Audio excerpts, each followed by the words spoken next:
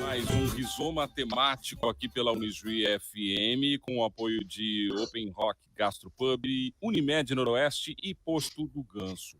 Os últimos dias americanos, os últimos oficiais americanos deixaram o Afeganistão na segunda-feira, 30 de agosto, após dias de uma missão para a retirada de militares e civis do país, que foi caótica e marcada por inúmeros incidentes.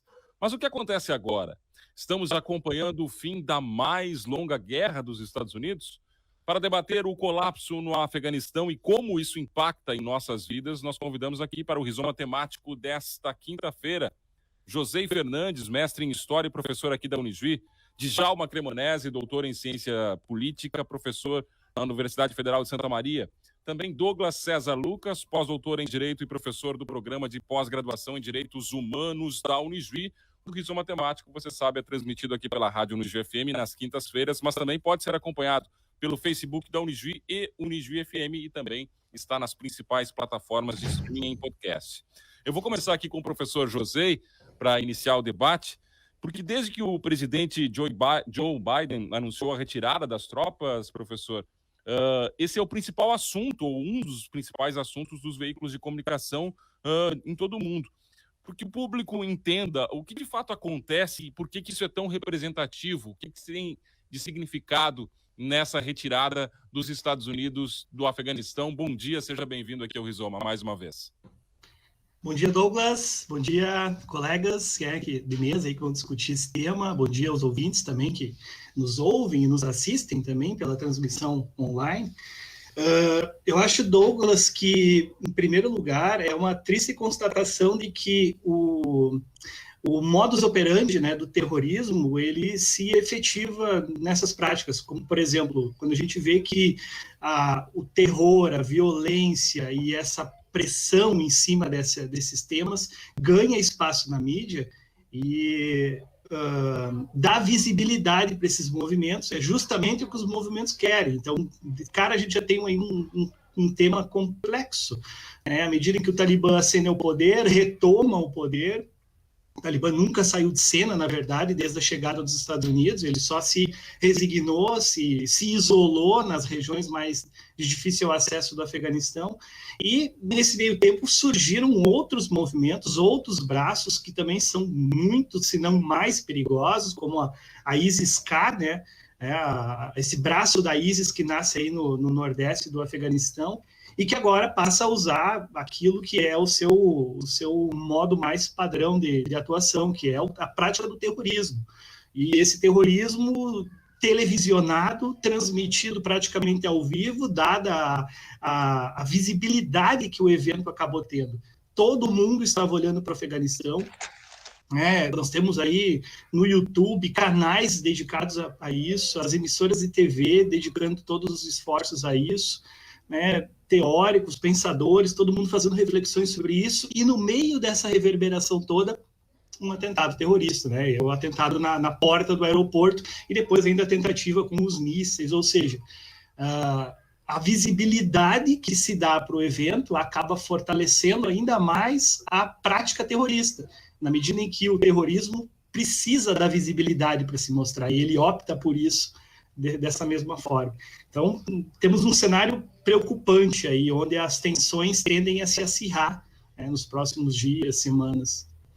Agora, professor Djalma, por que essa decisão do presidente americano teve esse impacto e o que pode dar errado a partir de agora? Seja bem-vindo mais uma vez aqui à casa e ao Rizoma. Bom dia. Bom dia, Douglas, e eu faço uma saudação aqui ao José, ao Douglas também, a Amanda e os nossos ouvintes. É sempre uma alegria voltar a uma emissora da Unijuí, uma casa que me acolheu muito bem, trabalhei por 10 anos e os amigos que aí tenho. E o tema de hoje, a gente brincava um pouquinho antes de ir para o ar, é um tema bastante pesado, é um tema que, de uma certa forma, a gente está acompanhando, né, Douglas, assim, nos meios de comunicação, nas redes sociais, mas eu voltaria um pouquinho e, quem sabe, para tentar compreender o que é o Afeganistão, o que é o Talibã, a gente poderia voltar um pouquinho na história e voltar um pouquinho antes de 1989. O mundo, você sabe, aí era dividido pela polarização ocidental, o capitalismo, capitaneado pelos Estados Unidos, e Oriente Europeu, e ali era mais das uniões das repúblicas socialistas soviéticas. Então, era um mundo polarizado. Com a queda do Muro de Berlim, em 89, nós tivemos a queda simbólica também desses regimes socialistas de Estado, e um triunfo, claro, do capitalismo. Teve até cientistas políticos norte-americanos, como o Francis Fukuyama, que disse que, pregando quase que o fim da história, porque nós não temos, dentro daquela lógica dialética hegeliana, da tese, da antítese, da síntese, nós não temos mais as antíteses, nós temos só a tese, que é o capitalismo, o socialismo, que seria a antítese, não tem mais, então a história não evolui mais. Claro, mas não é por aí. O que eu quero dizer? Eu quero dizer que o Afeganistão sempre foi um palco aí de disputas. É um país difícil no aspecto geográfico, montanhoso. E o que eu quero dizer? Eu quero dizer que antes aí, os russos, os soviéticos já haviam invadido o Afeganistão. E aí tem todo esse processo aí da Guerra Fria, que vem ali do pós-guerra até 1989. Bom, se os soviéticos invadiram o Afeganistão, nós temos que fazer um contraponto de que os Estados Unidos devem também intervir, devem também se colocar. Então, num certo sentido, tem uma participação, e eu estava lendo aqui a Operação Ciclone nos Estados Unidos, que foi a maior operação sigilosa dos Estados Unidos. Eles forneceram armas, treinamentos aos afegãos para que eles pudessem expulsar os soviéticos. Então, veja bem, é um palco de conflitos, antes até no regime da Guerra Fria, que veio aprimorando até agora. Então, em certo sentido, os Estados Unidos, claro, os soviéticos foram expulsos, perderam. Tanto é que chamam que o Afeganistão é fácil de entrar, mas muito difícil de sair, e sair vivo. Todos os impérios que... Isso é histórico, eu ia dizer, né? Não é de agora, dessa era moderna, é muito antes, né? Exatamente. Até no século XIX, os britânicos também foram expulsos. Então, é uma área de cemitério de invasores, como eles dizem, né? Quem invade o Afeganistão, sai de lá. E, claro, os Estados Unidos, eles entram mais diretamente no Afeganistão a partir de 11 de setembro, que agora nós vamos completar 20 anos, agora nos próximos dias, do atentado em Nova York, das Torres Gêmeas, que foi atribuído a Osama Bin Laden, que era, claro, o Osama Bin Laden, se eu não me engano, ele é de nacionalidade paquistanesa, ele é Paquistão, né? Mas o Paquistão sempre teve uma relação muito próxima aí com o Afeganistão. Então, num certo sentido, os Estados Unidos também vão invadir. E é a mais longa guerra de 20 anos, que consumiu mais de 3 trilhões de dólares, e os Estados Unidos invadiram o Afeganistão como possível guarida ao Osama Bin Laden. Claro que o Osama Bin Laden depois é morto, mas no Paquistão. Mas o Afeganistão foi sempre considerado um país de salvaguardar regimes terroristas, de grupos terroristas. A Al-Qaeda, que o Osama Bin Laden ele pertencia, era aliado também do Talibã. Então, os Estados Unidos invadem nos últimos 20 anos, e agora, da noite para o dia, já o Trump já havia meio que assinado, e de uma hora para outra o Biden, ele deixando para trás, inclusive, aviões. Eu estava vendo uma reportagem, munição, tanques de guerra, deixando a população. Ótimo. Então, um pouco essa situação, para entender o Afeganistão hoje, nós temos que olhar um pouquinho daquilo que foi um pouquinho na história antiga. Muito bem. Está conosco também o professor Douglas aqui, e eu quero conversar com ele justamente sobre esse fim oficial da presença americana que gera incertezas, desconfianças, especialmente sobre como é que vai ser a conduta do regime, né, do governo talibã. Se teme muito um retrocesso muito grande e violação total de direitos civis. O senhor acredita que é esse o caminho que, infelizmente, o Afeganistão deve tomar? Professor Douglas, seja bem-vindo também aqui ao Rizoma mais uma vez. Obrigado, Douglas. Inicialmente, eu gostaria de saudar aí os colegas, o professor José, meu grande amigo aí, o professor Djalma, colega de tantos anos, com quem dividimos tantas experiências existenciais, e é muito bom revê-lo mesmo de forma virtual, e lhe estendo um abraço, e especialmente aos nossos ouvintes, que também acompanham a programação diária da Unijuí FM. Eu acho, Douglas, e de fato, mais acho do que penso, porque nesse momento nós estamos vivendo um período de ajustes e que afirmações muito categóricas, elas podem ser altamente precipitadas. Nós não sabemos, como pouco sabemos, de como o Afeganistão fora, de como o Afeganistão é e de como ele será. Não é só em relação ao futuro do Afeganistão. Nós temos muitas dúvidas sobre a própria estrutura do Afeganistão até poucos anos atrás e de quanto ele foi no passado. Há uma grande leitura do Ocidente sobre uma região do mundo que é feita a partir de pressupostos epistemológicos nossos, que revelam, por exemplo, que esse tipo de estratégia de levar a democracia, levar a paz, ou aquilo que a gente chama de direitos humanos, na cultura ocidental, não são estratégias bem-sucedidas em quase nenhum lugar do mundo. O Djalma dizia, nós temos ocupações no Afeganistão indo-britânica desde o século XIX, eles saem lá na década de 20, depois nós temos uma ocupação soviética, depois nós temos a saída soviética, depois nós temos a entrada americana. Eu acho que nós temos que pensar o Afeganistão, Douglas, a partir de dois olhares. Primeiro, como a Afeganistão se auto-percebe. A gente tem lido pouco, e eu tenho procurado ler, até por conta das obrigações da universidade, porque me interessa pelo tema, e depois de receber o convite, comecei a ler alguns autores daquela região, de como que eles se percebem, de como eles veem o seu próprio futuro. E há uma diferença muito grande de como os afegãos veem o próprio futuro, de como o Ocidente vê o futuro do Afeganistão. E acho que aqui há uma linha clara que deve ser pontuada. Por que digo isso?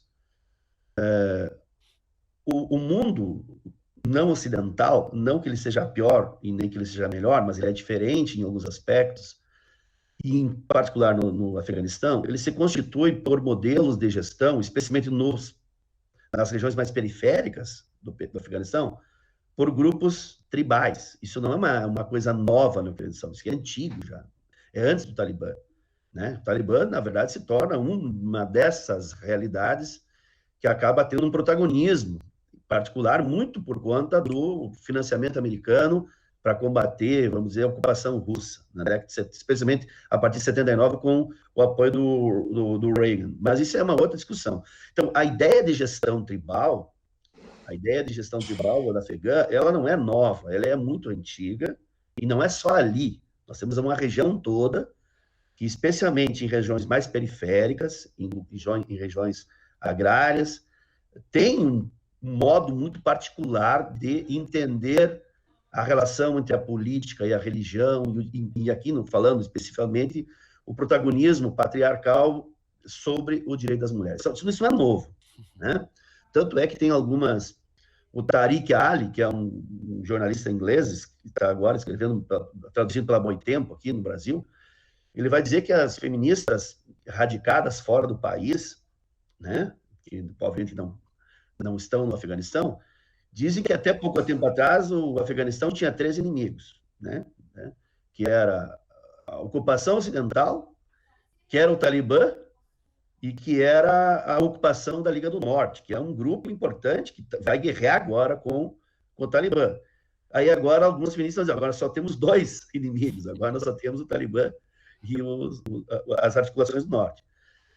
Eu acho que há uma venda, Douglas e ouvintes, um pouco exagerada das conquistas que foram muito importantes, das conquistas liberais para as mulheres da classe média rica afegã, que definitivamente não se espalhou completamente para todo o Afeganistão. Isso basta a gente pegar e ler alguns artigos das próprias feministas que estão radicadas em outros países que são afegãs, ou que não são afegãs, mas que são feministas que lutam pela direito das mulheres na tradição árabe. Uma em particular, eu faço referência aos nossos ouvintes, que é a Rayyan Hirsi Ali. Ela é traduzida em português, Companhia das Letras, tem 3 livros maravilhosos para entender esse cenário, A Virgem na Jaula, A Infiel e a Herege. São textos sobre o pensamento da tradição de direitos, que ela nem é jurista, ela é uma pensadora. Hoje ela está radicada nos Estados Unidos, foi para a Holanda, foi ameaçada de morte na Holanda e está agora radicada nos Estados Unidos, de que a tradição islâmica fundamentalista, isso não tem nada a ver com o islamismo, porque o cristianismo também cometeu seus equívocos, os seus excessos. É uma interpretação, né? Vamos deixar claro. Né? Justamente. Essa interpretação literal da Sharia, como alguns preferem assim denominar, ela é, em qualquer tradição religiosa fundamentalista, absolutamente prejudicial ao contexto das mulheres, mas não só das mulheres, nesse caso, principalmente das mulheres, mas também das minorias étnicas, que a gente, de certo modo, ainda tem no Afeganistão. Então, não só as mulheres, e as mulheres vão pagar um preço muito grande, não por conta só do Talibã, é pela leitura absolutamente fundamentalista do lugar que se entende predestinado, pré-definido, das mulheres dentro de uma tradição religiosa vista de maneira absolutamente fundamentalista, literal. E que é a leitura também desses outros grupos que o senhor cita, né? Nós temos várias, nós temos umas 4, 5 minorias dentro do Afeganistão, em que homens, mulheres, todos vão ter que sair do Afeganistão. Nós tivemos esse problema na Síria. Então, não é as minorias vão sofrer todas elas. Obviamente que nós, olhando as pautas liberais, né, Douglas, né, colegas, antevemos que, obviamente, os grupos que vão sofrer mais serão os grupos que, durante um período, tiveram, em alguma região do Afeganistão, certo protagonismo, que são as mulheres, e que, obviamente, nesse contexto, vão ter muitas dificuldades. Eu estava esses dias escutando alguns programas, pela internet agora as mulheres poderam se colocar no mundo, e algumas mulheres afegãs, nós precisamos negociar com o Talibã. Se nós quisermos realmente fazer um movimento de emancipação dos direitos das mulheres aqui no Afeganistão, nós temos que ficar aqui. Então, e tentar dialogar, não é uma situação fácil, porque nós tínhamos aí mais de 20 mulheres no parlamento afegão, que agora praticamente não vai desaparecer. Nós tínhamos quase 90 juízas mulheres, que também vão desaparecer. Então, o Ocidente, e aí eu encerro essa primeira parte, vai ter que abrir-se para analisar o Afeganistão, e nesse primeiro momento, especialmente a Europa, o Ocidente rico, vai ter que sim construir mecanismos para receber essas pessoas que estão em perigo de vida naquela região e construir uma dinâmica de asilos, uma dinâmica de políticas de refúgio, que a Europa, em grande medida, sempre se negou. Porque é fácil você ir para um lugar, você ocupar um lugar, tentar construir uma estratégia ocidental do lugar, não dá certo, e abandonar os lugares à própria sorte. O Ocidente tem responsabilidade nisso. Quando eu falo Ocidente, eu falo pela bandeira americana, mas nós estamos falando de um modelo liberal e, de certo modo, já esteve presente, Douglas, na década de 50 e 60. Se vocês pegarem as fotos do Afeganistão na década de 50 e 60, nós tivemos uma rainha no Afeganistão, chamada Rainha Soraya, e ela era muito importante no Afeganistão, esposa de um rei afegão, e que ela conseguiu produzir liberalizações. As mulheres no Afeganistão, da classe média alta, usavam roupas ocidentais. Isso perdurou praticamente até a metade da década de 70, com a discussão soviética. Agora, isso só nos demonstra quanto nós podemos avançar, mas também quanto nós podemos retroceder. Então, o Afeganistão, para mim, é um lugar em aberto. Não dá para afirmar que vai ter grandes evoluções, mas com certeza grandes retrocessos, ao menos para um grupo específico de pessoas, haverá. Como isso vai se desenvolver?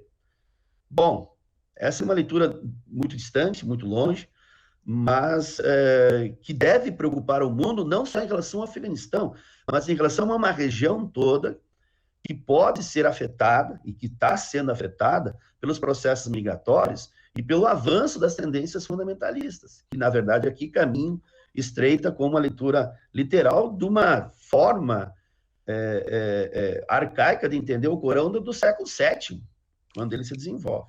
É complicado.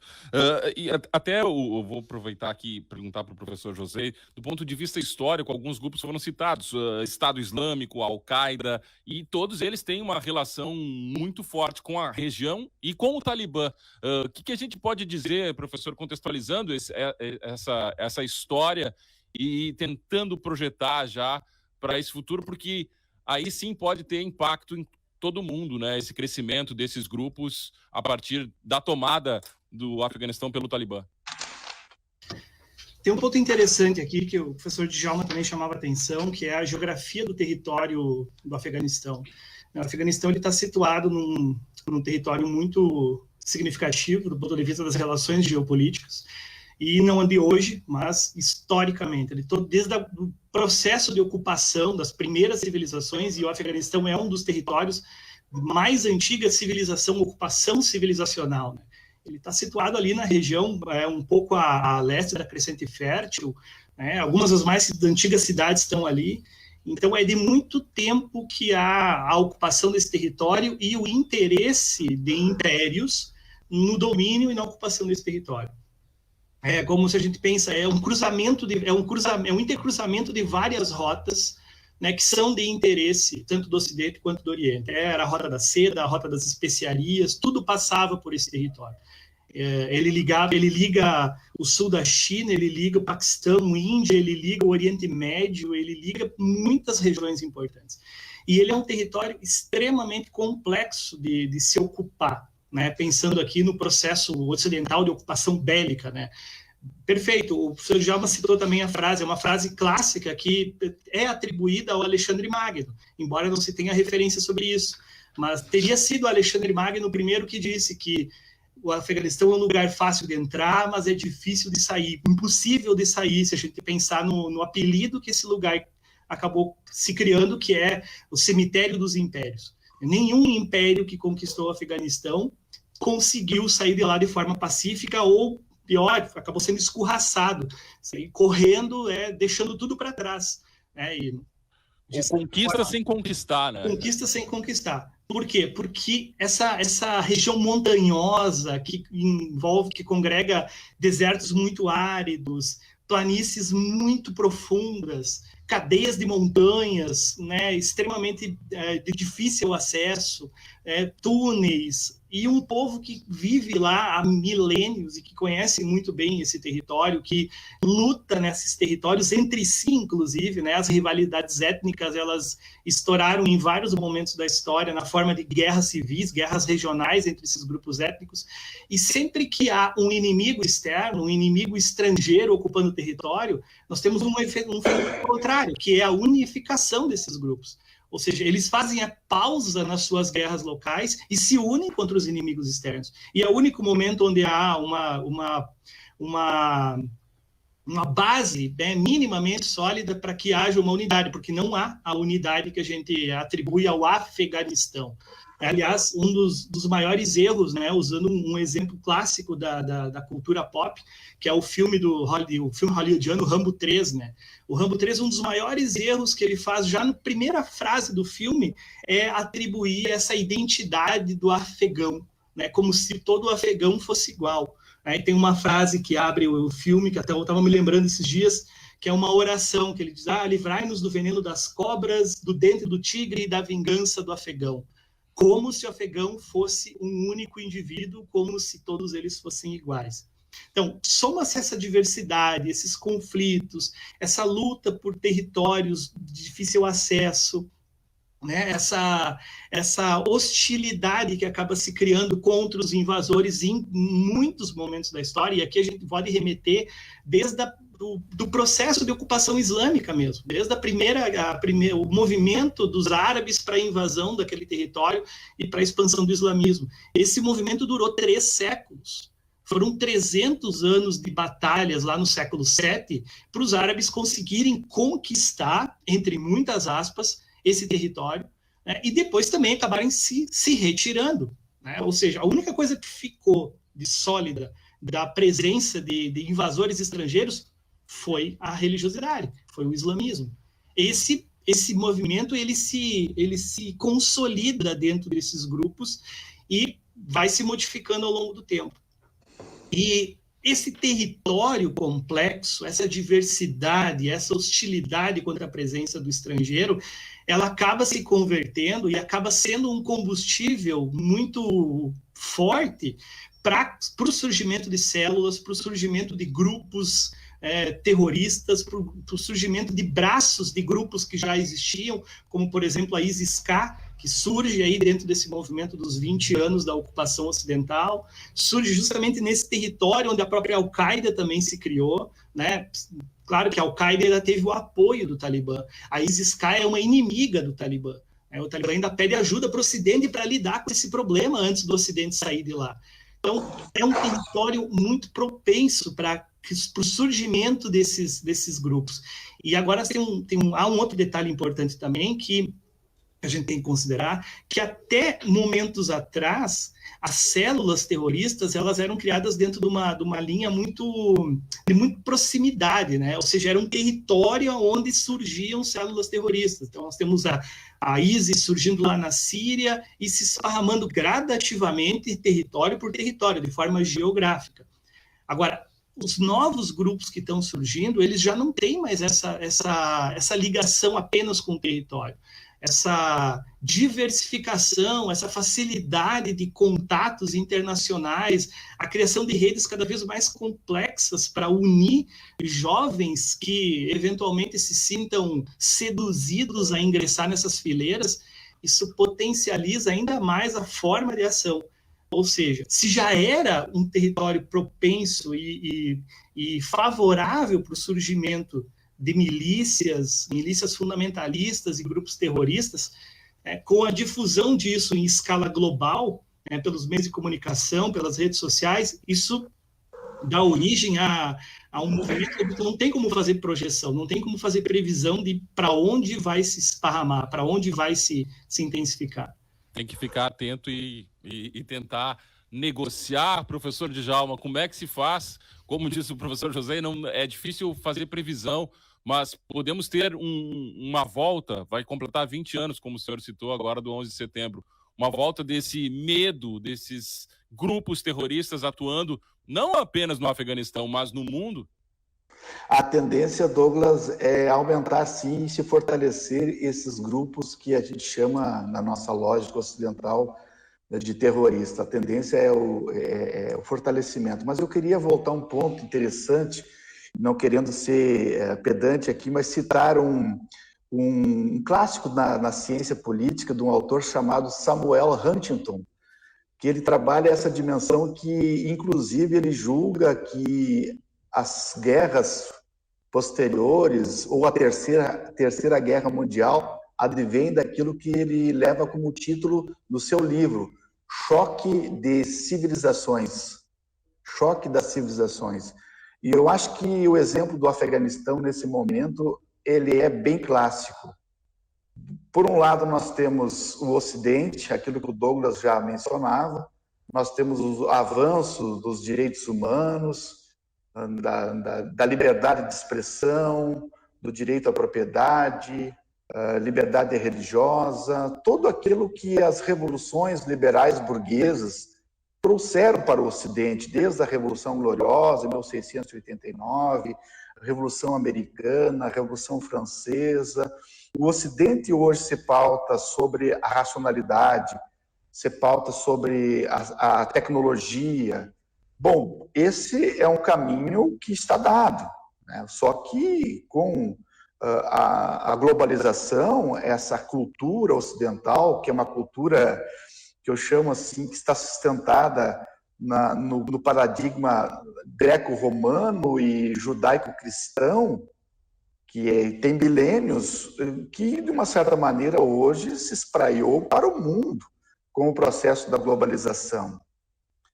Bom, está tudo tranquilo, estamos bem por aí, só que estamos esquecendo de falar que tem países que estão com uma outra cultura. E claro que nós não vamos aqui fazer juízo de valor de que a nossa cultura ocidental, ela por um lado, ela trouxe avanços, ela trouxe, hoje a gente vive mais, a gente tem acesso a tecnologias, à saúde, mas por outro lado também desconstrói o planeta, um aquecimento global, destruição das nossas matas, né? Não queremos entrar nesse debate aqui.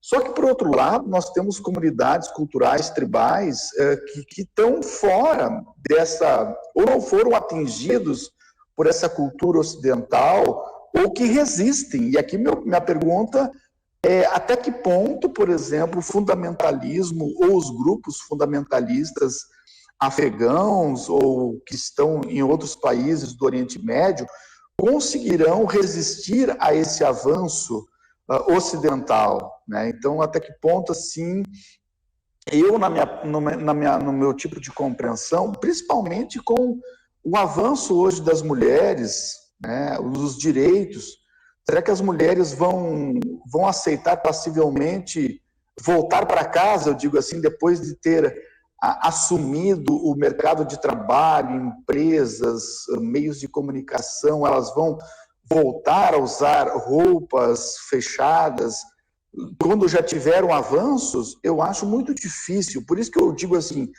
todo fundamentalismo ele vai ter dificuldades de se manter, fundamentalismo religioso, fundamentalismo político, porque ser conservador é uma coisa, conservar avançando, como diz o Burke, né? Conservar avançando.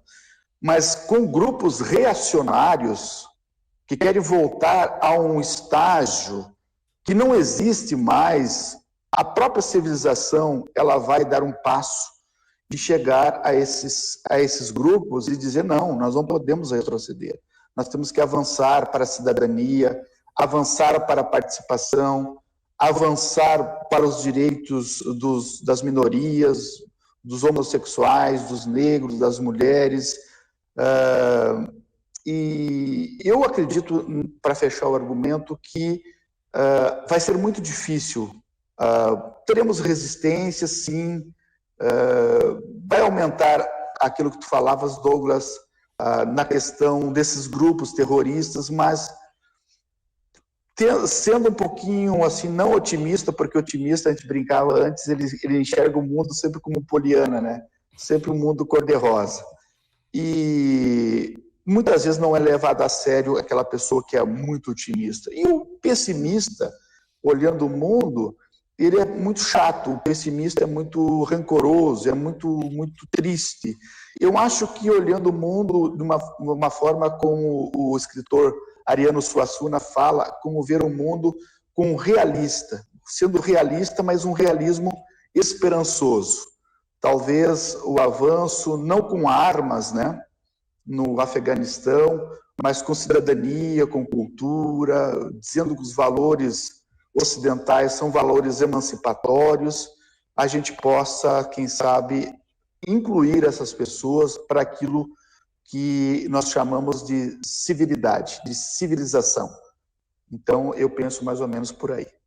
Professor Douglas, a ONU já pediu investigação, transparência, um olhar atento, né, aos movimentos do regime talibã dentro do Afeganistão. Que papel tem a ONU e o que ela pode fazer para impedir essa violação que a gente imagina que vai acontecer de uma forma contundente lá?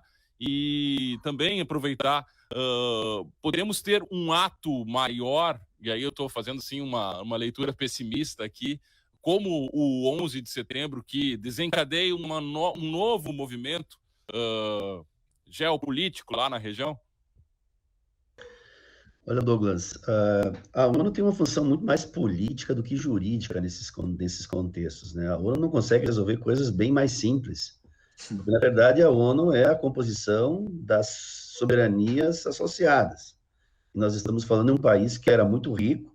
Na verdade, a gente fala dos Estados Unidos, mas a ocupação do Afeganistão era uma ocupação da OTAN. Nós tínhamos vários países que participavam desse processo. Obviamente, os Estados Unidos liderava, e ele tinha presença militar mais significativa, né? E eu lembrava do Salem, um professor do direito aqui do Brasil, que é de descendência árabe, ele disse assim, as guerras de guerrilha, quando elas não perdem, elas ganham. Basta elas não desistirem. Porque as guerras entre nações, você tem que ganhar para ganhar. As guerras de guerrilhas, basta que você não desista. Porque uma hora o teu inimigo desiste, ele sai. Ele vai abandonar, porque ele não pode ficar guerreando para sempre. Agora, o guerrilheiro, ele vai ficar ali, porque ele é dali, ele é do local. Então, quando ele não perde, ele ganha. Ou seja, é a continuidade da guerra. Isso aconteceu lá no Vietnã, e vai acontecer sempre, quando nós estivermos falando de comunidades que vivem no lugar. Né? Elas são dali, como dizia o José, essas pessoas são dali. E muitos desses soldados que não estavam a fim de lutar com seus próprios compatriotas, com seus próprios grupos étnicos. Então, é difícil você, naquela oportunidade, arregimentar afegãos para lutar contra os próprios afegãos. Não é uma coisa tão simples assim. Mas, em relação à ONU, Douglas, a ONU não reconhece o Talibã, os Estados Unidos não reconhecem o Talibã, mas teve que construir uma diplomacia, primeiro para sair do Afeganistão. Agora se fala em cortar verbas, cortar financiamentos, acesso a dinheiro internacional, o que vai agravar ainda mais a situação miserável do povo afegão. O afegão, vamos falar de outras realidades, o afegão passa por uma crise financeira gigantesca, a pobreza no Afeganistão é enorme, e isso não foi resolvido nos 20 anos de ocupação americana. Não foi. Né? Então, eu não acho, Douglas, que as potências que, de certo modo, controlam o Conselho de Segurança da ONU, né? E, de certo modo, a ONU como uma instituição geral, que ela terá uma potência significativa, uma capacidade significativa de grandes processos de intervenção. Eu não acredito nisso. E não acredito nisso por várias razões. Porque nós tivemos e temos problemas já mais fáceis de serem resolvidos, que são os grandes campos de refugiados, que estão espalhados pelo mundo, milhões e milhões de pessoas que já estão em segunda geração, e que a sociedade internacional, que na verdade chama de ONU, a sociedade internacional, não está muito preocupada, ou, vamos dizer assim, não faz desta agenda a sua agenda principal. Quase finge que não vê, né, professor? Pois é. Então, o que nós temos aqui? Eu concordo com as análises de alguns pensadores europeus. A Europa vai ter que abrir as suas fronteiras, vai ter que receber ao menos aquelas pessoas que podem sair, Douglas. Mas do que nós estamos falando quem pode sair? Nós hoje estamos com 2,5 milhões de afegãos que já não vivem no Afeganistão. A grande parte das pessoas de classe média alta do Afeganistão conseguiram sair do Afeganistão. Mas a grande parte da massa pobre afegã, infelizmente, não vai sair do Afeganistão. Vai ficar no Afeganistão, vai ter que viver com essa dura realidade. E eu, ao contrário do Djalma, me desculpa discordar, eu não acredito que nós vamos produzir grandes resistências num primeiro momento. Eu acho que o Afeganistão vai construir uma nova dinâmica baseada numa cultura altamente patriarcal, machista, que, na verdade, também temos, mas de um modo diverso, que é recolocar a vida pública associada às dinâmicas religiosas. Nós não podemos esquecer, por exemplo, de que há uma diferença muito grande entre, e aí falando da perspectiva do direito, entre o que nós chamamos de leituras liberais, com todas as contradições e tensões que ela tem, e aquelas leituras que a gente chama de comunitaristas, holistas, antigamente se falava de aristotélicas, que é a comunidade vem em primeiro lugar. O indivíduo não tem lugar, ele não tem importância, ele não tem peso, ele é um pedaço do grupo, Douglas. Então, tem que entender, dentro das leituras fundamentalistas, qual é o lugar de cada um dentro do grupo. E o lugar dentro do grupo da mulher é marcadamente um lugar terrível, prejudicial, pequeno. Por isso que ela é tirada da vida pública. Vejam que as notícias que nos chegam pela mídia internacional é de que as mulheres da classe média, especialmente em Cabul, estão enterrando os telefones celulares, porque era uma forma de memória, de fotos, de redes sociais, né? E que muitas terão que sair, porque ali está a memória de 20 anos, de uma geração, por exemplo, que construiu-se a partir de uma dinâmica de algumas pequenas liberdades. Então, vejam bem, a mulher não pode não pode andar maquiada, a mulher não pode mostrar o rosto, a mulher não pode trabalhar, a mulher não pode estudar. Isto é uma transformação brutal, absolutamente brutal, que nós, por mais que a gente possa conversar, sem testemunhar, a gente não tem clareza do peso que será carregado e suportado por um grupo de mulheres e minorias, especialmente afegãs e outras étnicas, daquele país. Não há vácuo de poder. O problema é que os Estados Unidos saem, alguém ocupa. E provavelmente em algumas partes do Afeganistão, como dizia o José, esses espaços serão ocupados por outros grupos tribais, porque há também divergências tribais com as minorias étnicas dentro do Afeganistão. Então, nós podemos verificar dentro do próprio país, e aí com repercussões para a China, por isso que a China, de certo modo, manteve-se... Porque a China faz divisa, né? O Paquistão, o Turquistão... Mas ela assumiu, né, Douglas? Reconhece o governo talibã, né? A China, né? Porque a China tem uma minoria afegã dentro do seu próprio território. E ela tem medo que células fundamentalistas instalem dentro do seu próprio território. A Rússia, por outras razões.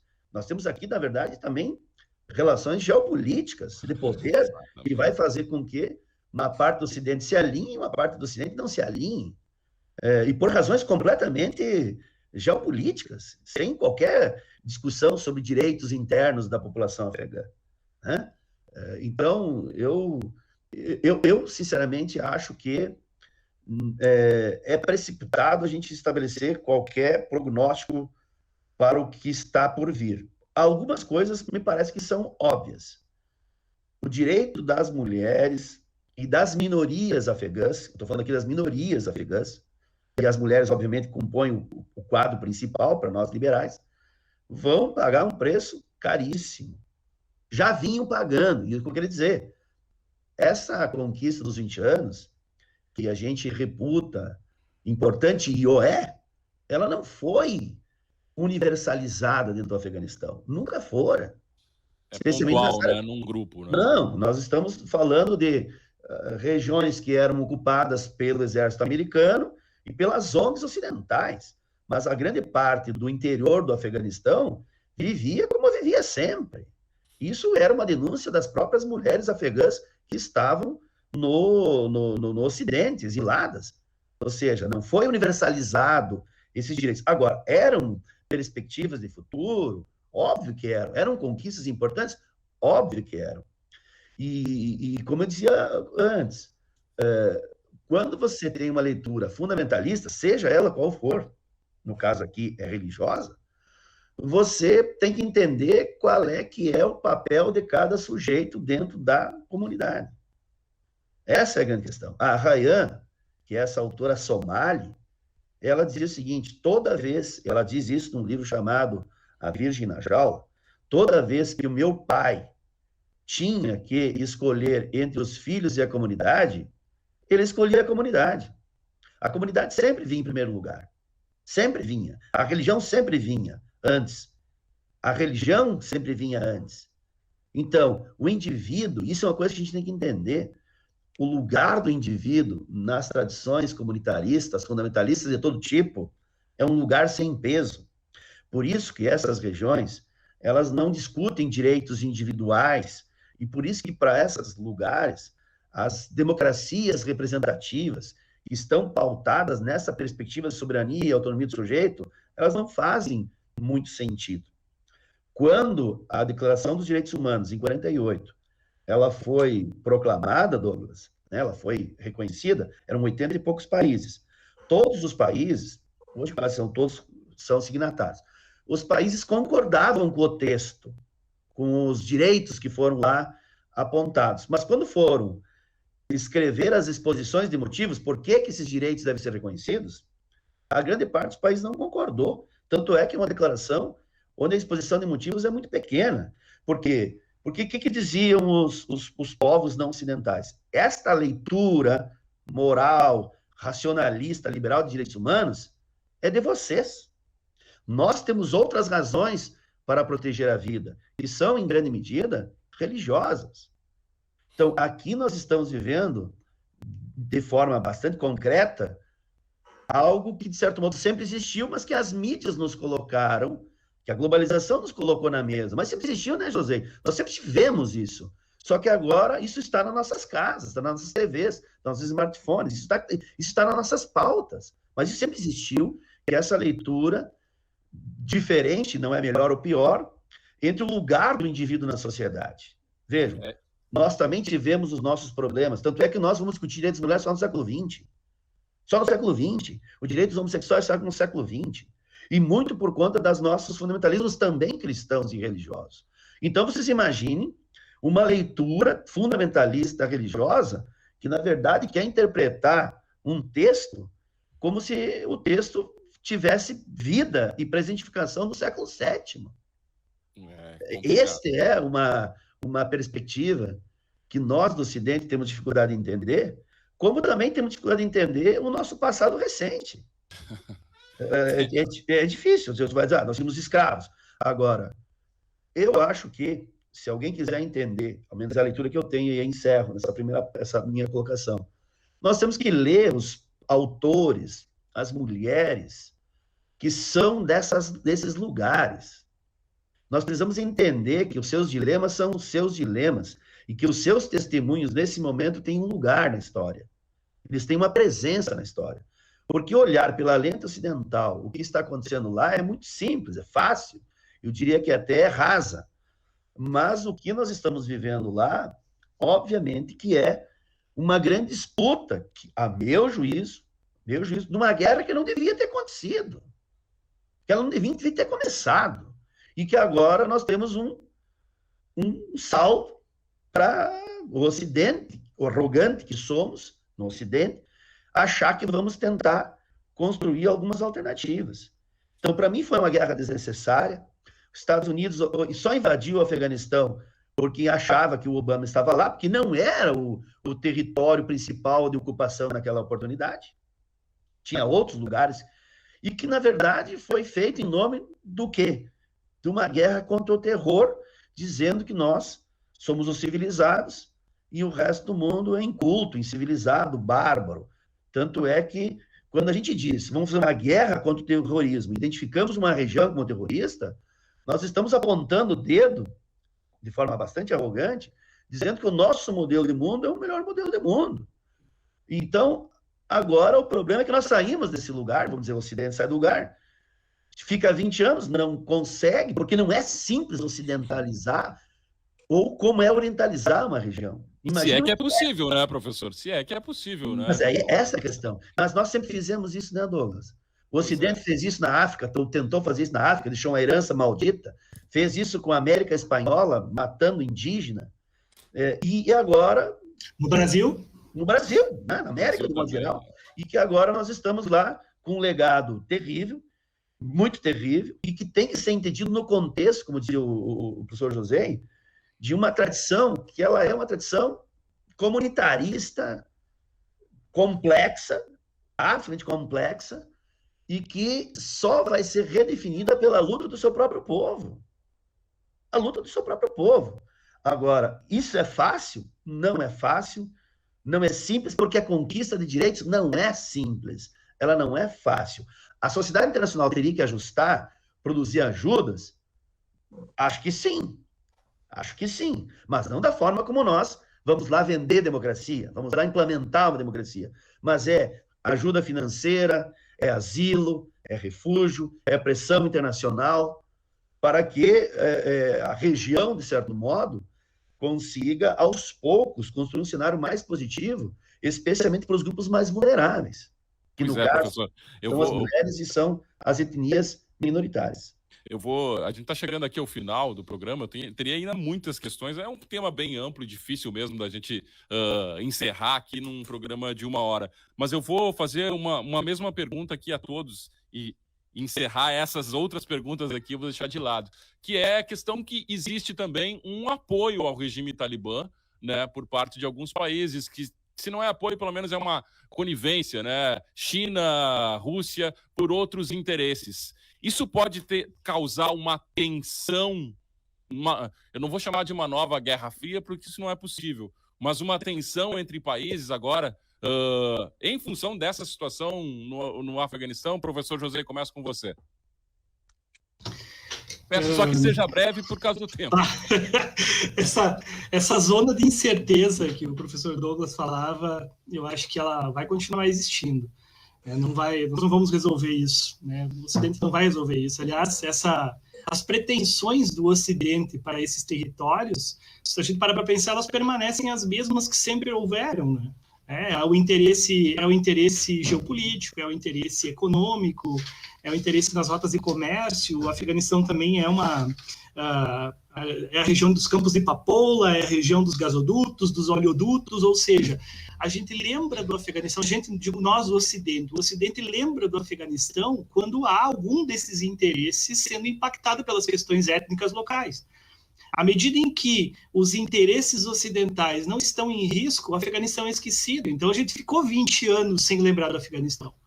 A gente falou muito do Afeganistão em 2001 e esquecemos do assunto. E nem lembramos que os Estados Unidos demoraram 10 anos para pegar o Osama Bin Laden. E não pegaram ele no Afeganistão, pegaram ele no Paquistão, inclusive, que ainda nutre uma forte relação com esses grupos. Aliás, o Talibã já começa, nos primeiros movimentos políticos externos, o Afeganistão, o Talibã já começa a flertar com o Paquistão em termos de auxílio na questão da Caxemira, ou seja, já projeta interesses internacionais.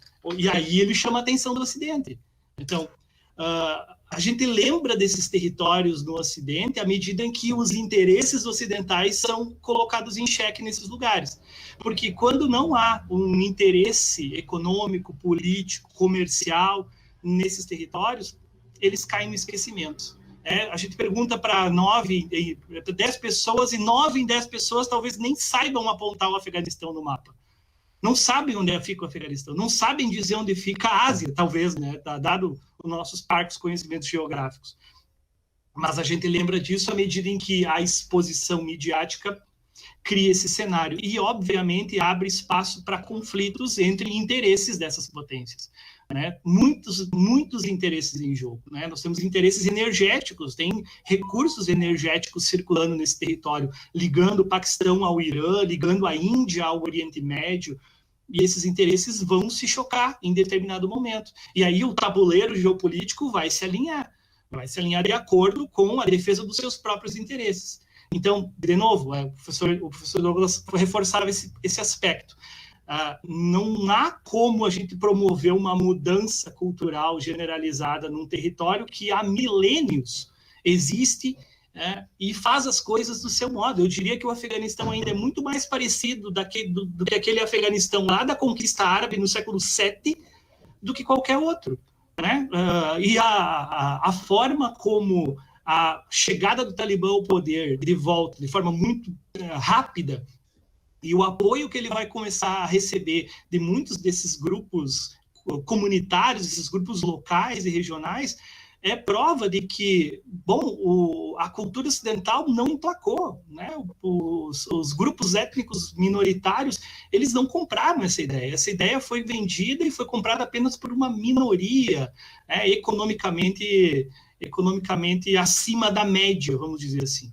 E é nessa minoria que a gente está concentrando os nossos esforços, como se todo o Afeganistão fosse perder a cultura ocidental. Não, é um pequeno grupo que tinha se abraçado nesses valores e que se sente, de certa forma, prejudicado pela perda das suas liberdades.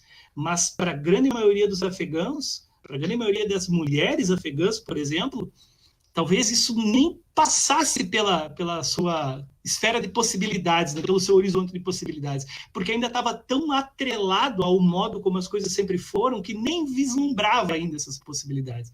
Então, esse movimento precisa ser de dentro para fora. Ele nunca vai acontecer ao contrário, ele nunca vai acontecer por uma força centrífuga. É a força centrípeta, você precisa fazer a roda girar de dentro para fora, senão não há mudança efetiva. Professor Djalma, eu tenho outra questão aqui, além dessas tensões, ou que também pode provocar alguma tensão, que é a questão da a aprovação ao Biden caiu drasticamente a um nível mais baixo, né, com essa questão da saída lá do Afeganistão, da maneira que foi, né?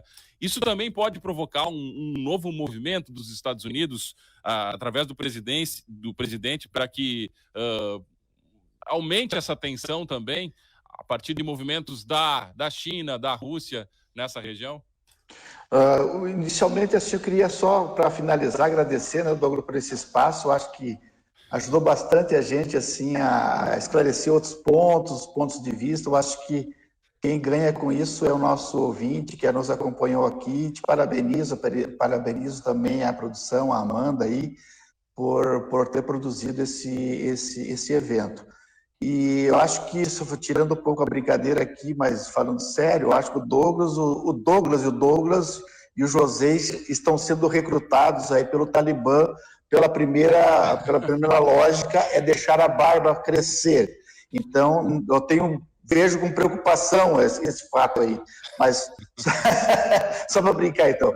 Para terminar, eu acho sim, foram 100 mil, né, Douglas? 100 mil soldados americanos que passaram pelo Afeganistão durante esse período de 20 anos. Então, não foi pouca gente, foi trilhões de gastos, foi uma guerra desnecessária, uma guerra estúpida, né, porque dizimou também milhares de pessoas, e aquela lógica intervencionista que eu acho que os colegas falaram, norte-americana, que invadiu, sempre eu acho que a questão do bárbaro, né, eu acho que ela vem desde a cultura grega, que bárbaro vem daqueles povos que os gregos e os romanos não entendiam o que eles falavam, então começava a balbuciar, então é bárbaro. E essa cultura bárbara, ela sempre é jogada para fora para aquelas pessoas, que não significa que não tenham cultura, que não significa que não tenham riquezas, né?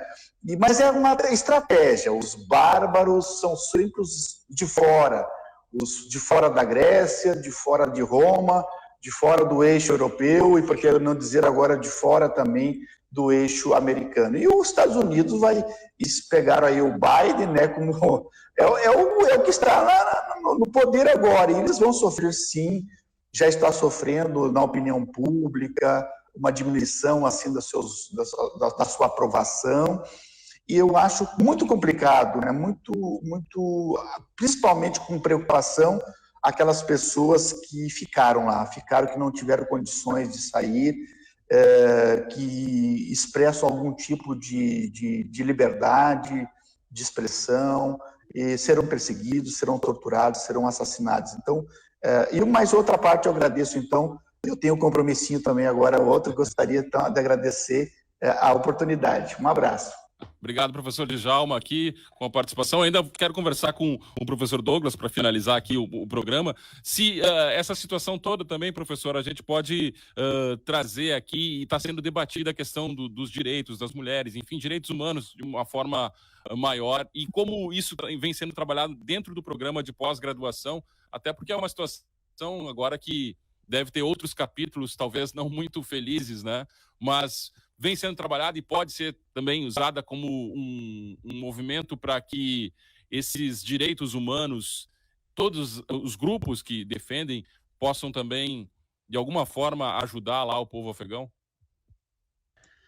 Bom, Luz, falando particularmente do programa, eu trabalho uma disciplina no mestrado e no doutorado que a gente trabalha com direitos humanos e diversidade. E por conta da questão contemporânea, que envolve particularmente a situação do Afeganistão, eu selecionei, estou terminando de fazer até o plano, que minha disciplina terminei o doutorado, começo no mestrado agora, vou discutir alguns autores árabes. algumas autoras, na verdade, autoras, 2 autoras árabes. Porque esta é uma forma da academia começar a compreender o mundo fora do Ocidente. A gente não pode, eu não posso ser um testemunho, eu não tenho como ser um testemunho, eu não vivo lá. Mas nós podemos compreender o mundo dessas mulheres a partir das suas próprias agendas. Nós, de certo modo, lemos pouco os chineses, os africanos, os árabes, porque isso faz parte da nossa própria colonização epistemológica, vamos dizer assim. A filosofia parece que é uma coisa europeia, parece que ela é ocidental, quando, na verdade, há conhecimento no mundo. E a gente precisa acessar o conhecimento do mundo para entender o mundo como ele é. Então, do ponto de vista acadêmico, eu acho, ao menos eu penso, eu acredito que não esteja sozinho, nós precisamos produzir um processo de descolonização, né? Temos alguns pensadores importantes na América Latina, o Quijano, o Dussel, né? Que vão falar em uma descolonização epistemológica, tanto do ser, do saber e do poder. Porque senão nós vamos sempre começar a insistir, Douglas e José e ouvintes, nessa leitura ocidental do mundo como sendo a melhor leitura do mundo, que não é a melhor nem a pior, é uma leitura sobre o mundo. Obviamente que, olhando para o direito das minorias, e aqui em particular das mulheres afegãs, é óbvio que nós temos que nos sensibilizar com esses direitos, tanto quanto temos, em grande medida, nos sensibilizar com os direitos das mulheres no Brasil, que também passam e sofrem de forma absolutamente assustadora com os seus próprios problemas. Então, me parece que a sociedade internacional tem que entender a realidade afegã, como tem que entender a realidade da geopolítica do Oriente, daquela parte do mundo, como de partes da África. Né? Nós temos, a gente não falou da Síria, mas nós temos toda uma parte do norte da Síria que está vivendo problemas muito parecidos. Nós temos problemas na Eritreia, nós temos problemas em algumas partes da África, com os mesmos, como Boko Haram, com grupos étnicos difíceis que aprisionam mulheres, que sequestram crianças, e que estão aí há muitos anos, e que agora a agenda virou a agenda afegã, certo? Então, o que eu digo, o que eu penso? O que nós podemos fazer na universidade? Nós precisamos criar espaços privilegiados de debate sobre a diferença, sobre o outro, sobre a outra cultura. Isso vale para a nossa cultura indígena, que é tanto esquecida aqui no Brasil, que a gente acha que indígena é tudo a mesma coisa. Nós temos mais de 200, 300 grupos étnicos. Então, a diferença ela tem um lugar na democracia.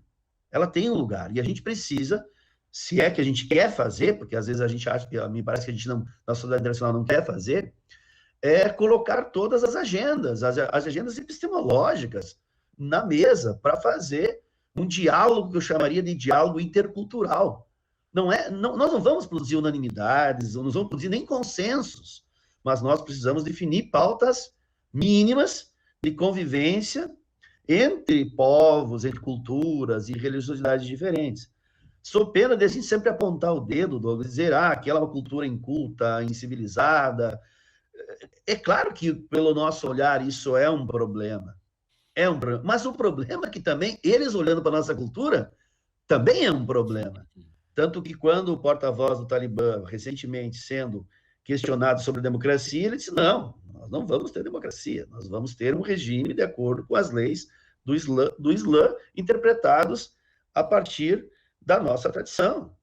Por quê? Porque eles veem o problema da democracia como uma questão ocidental, o direito das mulheres como uma questão ocidental, que ela é quase degenerativa dentro dessa tradição fundamentalista que é típica dessa leitura da religião, que, diga-se, desta leitura. Né?